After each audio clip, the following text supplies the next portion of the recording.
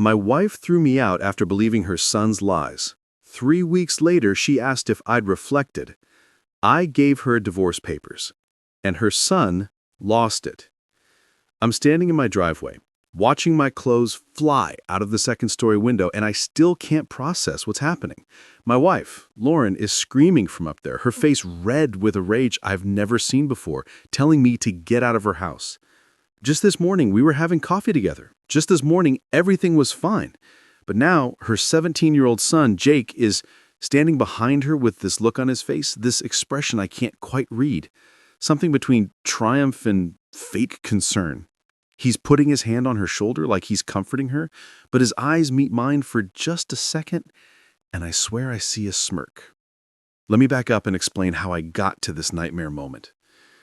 I met Lauren 4 years ago at a coffee shop where she worked as a manager.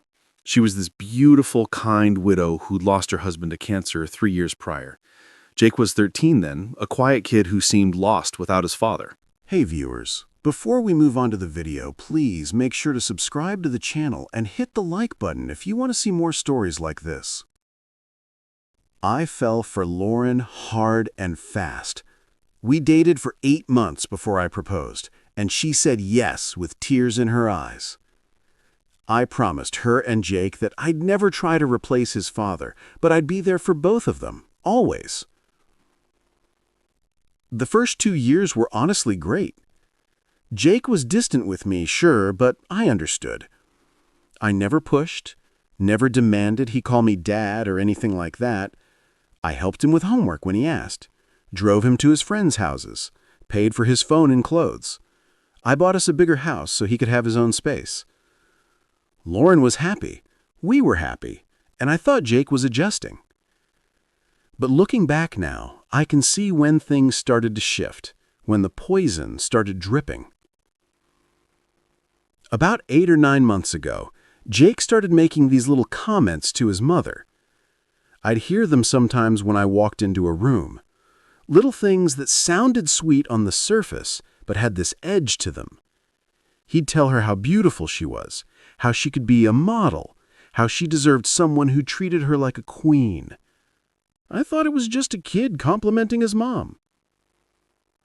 Or he'd bring up his dead father whenever Lauren and I set any kind of boundary, saying his dad would have let him do whatever it was he wanted. At first, Lauren would shut it down firmly, telling him to stop, that I was good to them. But the comments kept coming, subtle and constant, like water dripping on stone. He'd question why they had to follow my rules in what he called their house. I tried to talk to Lauren about it, suggesting that Jake might be having trouble adjusting, but she waved it off as typical teenage drama. But I noticed her looking at me differently sometimes, like she was studying me, searching for something. Then about 4 months ago, things got weirder. Jake would be this completely different person depending on whether his mother was in the room. When Lauren was around, he'd be laughing and joking with me, acting like we were buddies, but the second she left, his face would go blank. Completely neutral, like I didn't exist. I'd try to engage with him, suggest activities we could do together, and he'd just give me these flat, one-word responses. Then Lauren would come back and suddenly he'd be animated again. I started feeling crazy, like I was imagining the whole thing. The real explosion started 3 months ago when Jake asked me for a car. Not just any car, but a $35,000 BMW like his friend had. I sat him down and explained that was too much money, that we could find him a reliable used car for around $10,000, and he could get a part-time job to help with insurance. He stared at me like I'd slapped him, then stormed off to his room where I could hear him crying. That night, Lauren was ice cold, questioning whether it was really necessary to deny him, pointing out everything he'd been through, and asking if it would kill me to just give him this one thing. I was shocked because $35,000 for a teenager's first car was objectively insane, but she just turned away and said I didn't understand what it was like to be his mother. After that incident, everything changed, like a switch had been flipped. Jake started having these whispered conversations with his mother that would stop abruptly when I entered the room. Lauren began questioning me out of nowhere, asking if I really liked Jake, why he felt like I was different when she wasn't around. I tried to defend myself, explaining that I was exactly the same person all the time, but she'd counter by asking why her son would lie. The fights became regular occurrences. Jake would claim I'd said something harsh to him, and Lauren would confront me about it. Every time I tried to defend myself, she'd ask if I was calling her son a liar, and I felt completely trapped. I realized he was playing this perfectly, making vague claims that were impossible to disprove, building this narrative of me as a two-faced abuser who only showed his true colors when we were alone. Then, 2 weeks ago, everything exploded in the worst possible way. I came home from work and Lauren grabbed my arm, her voice shaking as she said we needed to talk about what happened with Jake. My stomach dropped because I had no idea what she was talking about. She pulled up Jake's sleeve to show me a bruise on his forearm. Tears in her eyes, she told me he'd said I grabbed him, that I'd been getting aggressive when she wasn't home. My world tilted, and I felt panic rising in my chest because I had never, ever laid a hand on that kid. I was shouting now, desperate, but she stepped back from me like I was dangerous. She told me she hadn't wanted to believe Jake, that for months she'd told herself he was just being a dramatic teenager. But the things he'd been telling her were too specific and too consistent to ignore. I grabbed her hands, begging her to think about whether she'd ever seen me be violent in 4 years together. But she pulled away and said that was what made it so scary, that Jake claimed I was like two different people.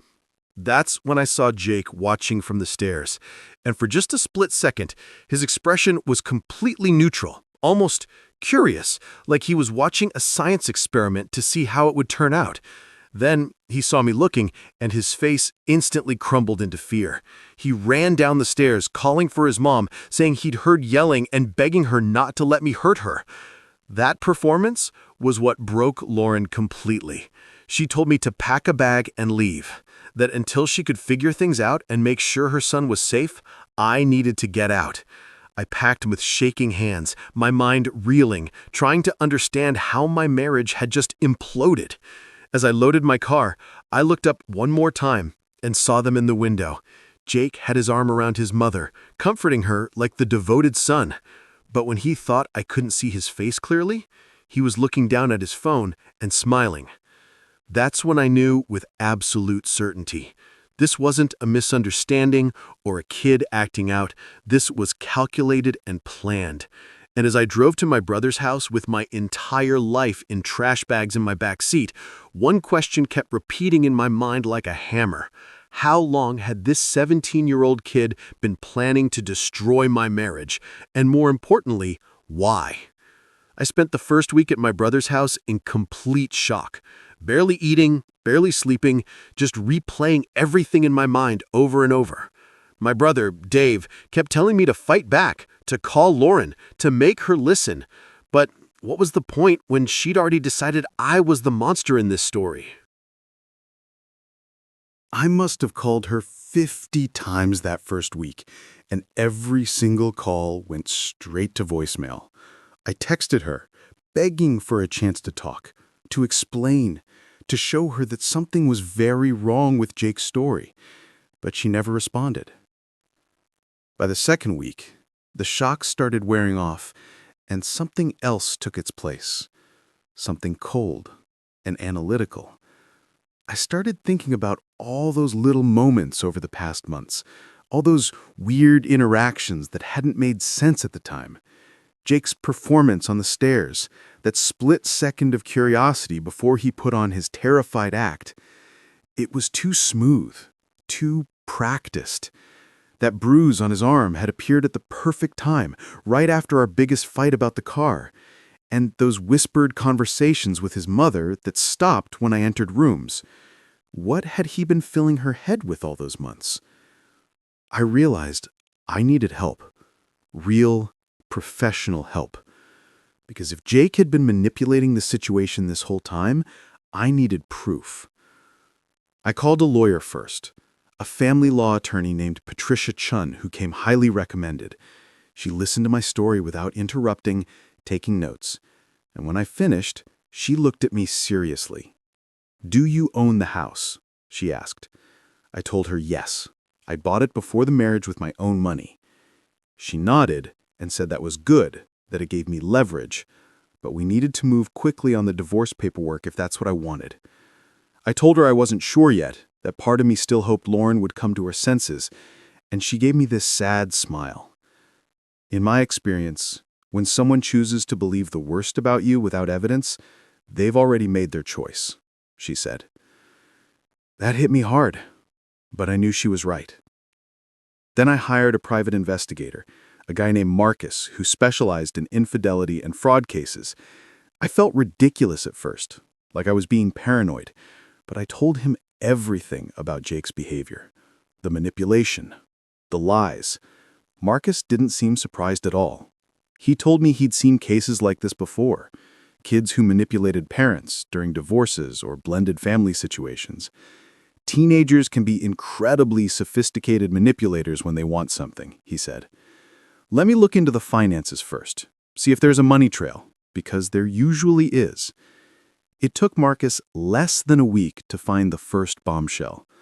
Our joint account, the one Lauren and I had set up for household expenses and savings, had been bleeding money for almost 6 months, $8,000 in total, withdrawn in increments small enough that I hadn't noticed while I was working 60-hour weeks. The charges were for gaming equipment, expensive clothes, electronics, DoorDash orders, sometimes twice a day, all of it tied back to Jake. But here's what made my blood run cold.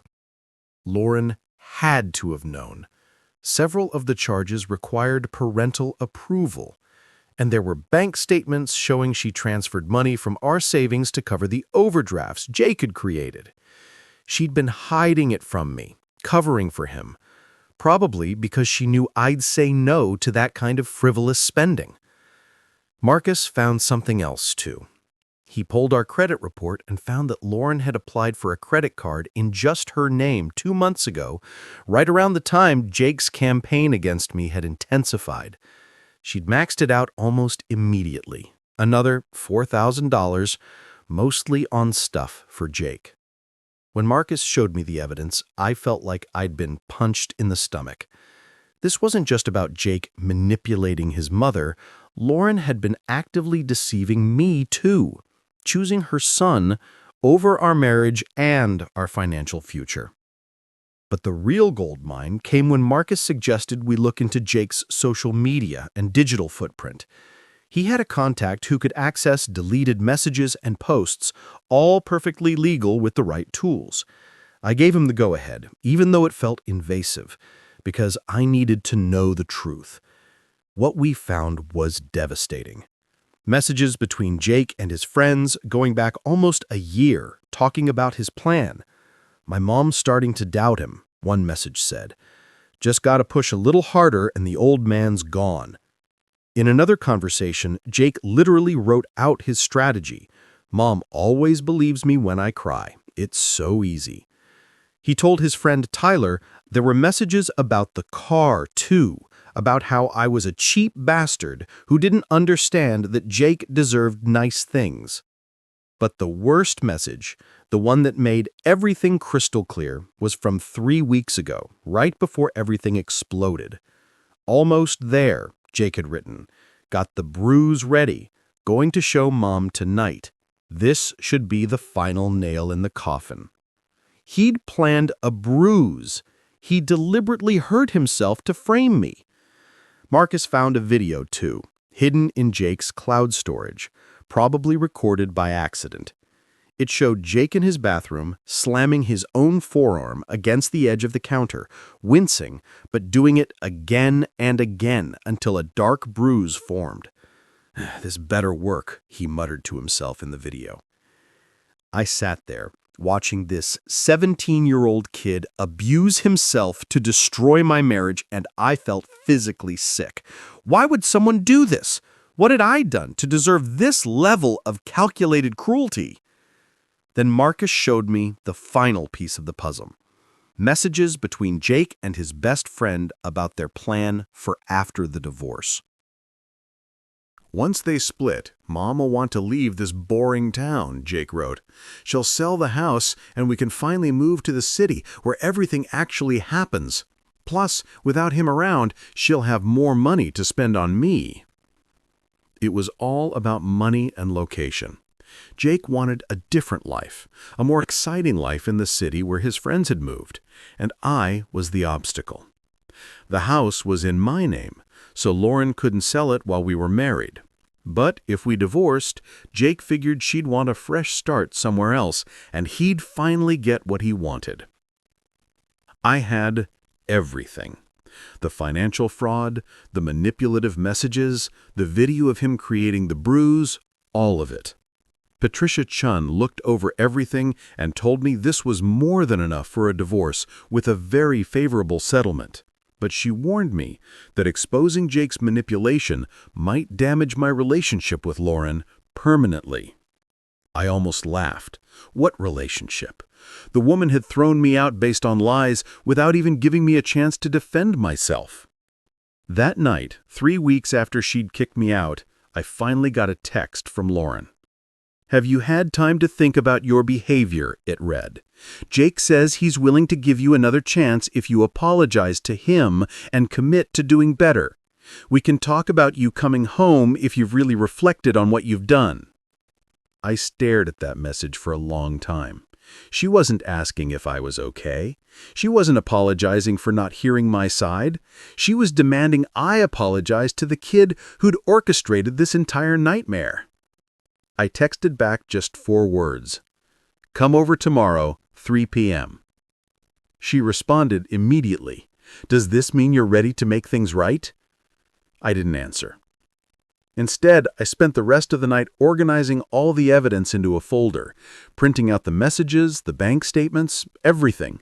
Tomorrow, Lauren was going to learn the truth about her son, and our marriage was going to end. There was no coming back from this.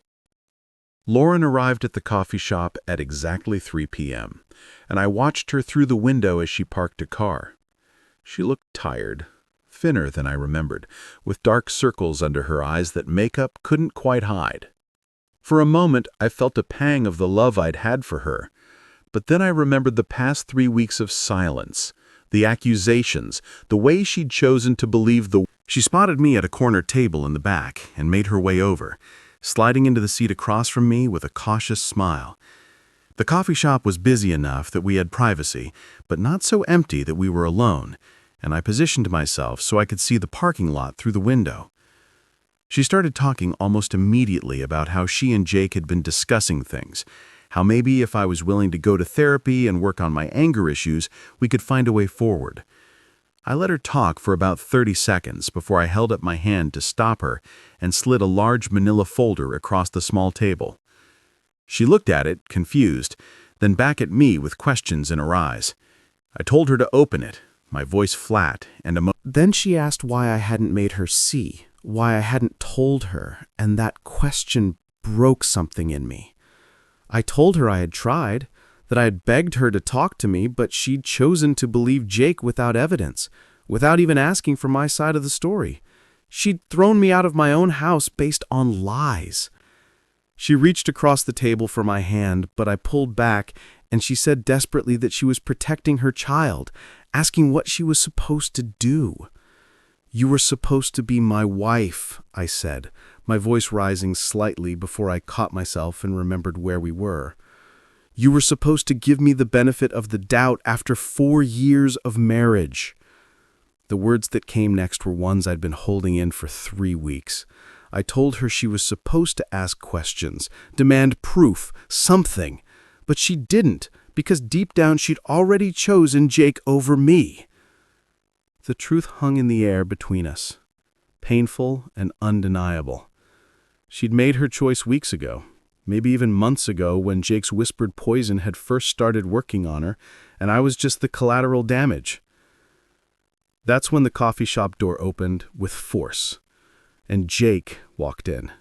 He'd been waiting in the car outside and apparently couldn't stand not knowing what was happening. He spotted us immediately and stormed over to our table, his face red with anger, demanding to know what I was doing to his mom. Then he saw the papers scattered on the table, and his expression changed.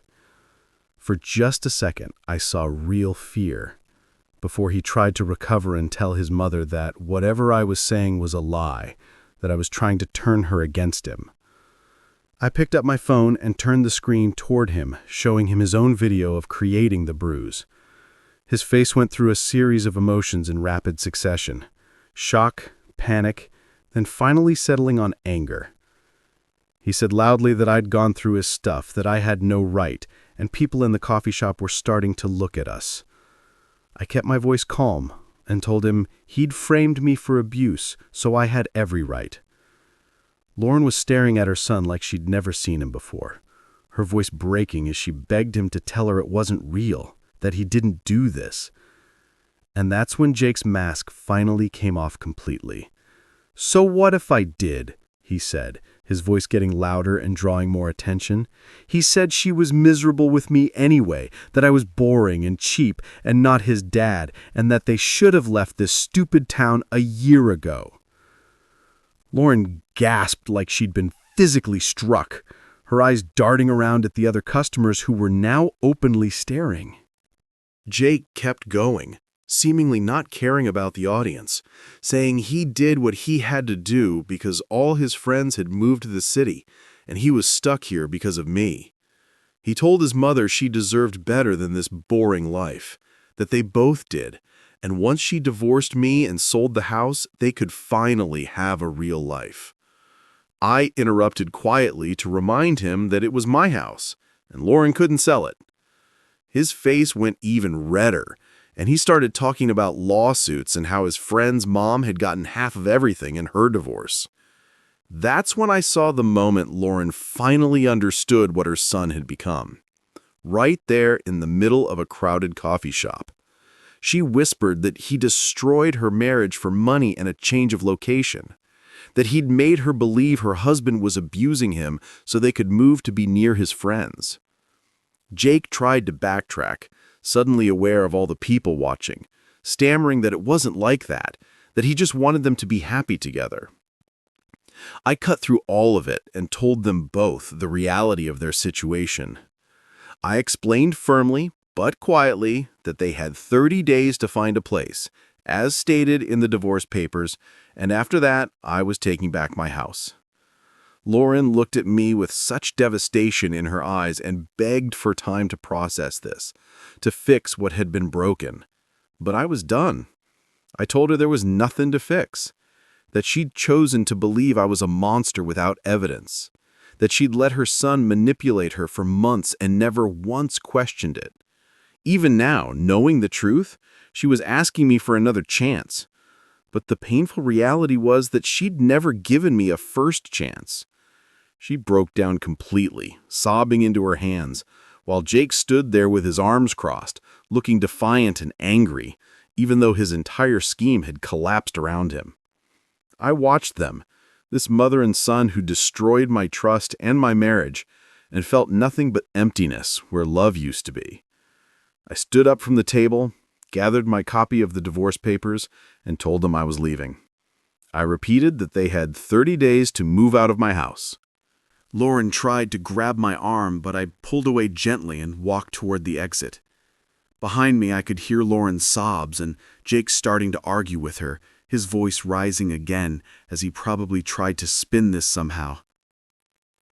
I walked out of that coffee shop and got in my car, and through the window, I could see them still at the table, Lauren with her head in her hands crying, while Jake gestured angrily, probably still blaming me for everything, even as the evidence of his manipulation sat right there in front of them. A month later, my lawyer called to confirm they'd moved out on time. They'd found a small 2-bedroom apartment across town, nothing like the house they'd left behind. Patricia mentioned that Lauren had tried to fight for some financial settlement, but had no legal ground to stand on, since the house was mine before the marriage, and she'd been complicit in the theft of $8,000. Dave told me, through mutual friends, that Lauren was devastated, barely functioning at work, that Jake was making her life miserable by blaming her for not moving faster, for not selling the house somehow, for ruining his plan. Their relationship was apparently strained to the breaking point, with Jake treating her with the same manipulative contempt he'd shown me. Part of me felt sad about it sometimes, late at night when my house was too quiet, and I'd remember the good times before Jake's poison had taken root. But mostly I felt relief, like I'd dodged a bullet that would have eventually destroyed me. You can't build a marriage with someone who doesn't trust you. And you can't love someone who will throw you away the moment it becomes convenient. I'd learned the hardest lesson of my life, one that cost me 4 years in a marriage I'd thought would last forever. Trust without communication isn't real trust, it's just blind faith. And blind faith without evidence or questions is dangerous. Jake had taught me that lesson in the cruelest way possible. And now both he and Lauren were living with the consequences of the lies they'd chosen to believe and the loyalty they'd chosen wrong. What do you think about this story? Let me know in the comments. Drop a like and don't forget to subscribe for more real-life stories.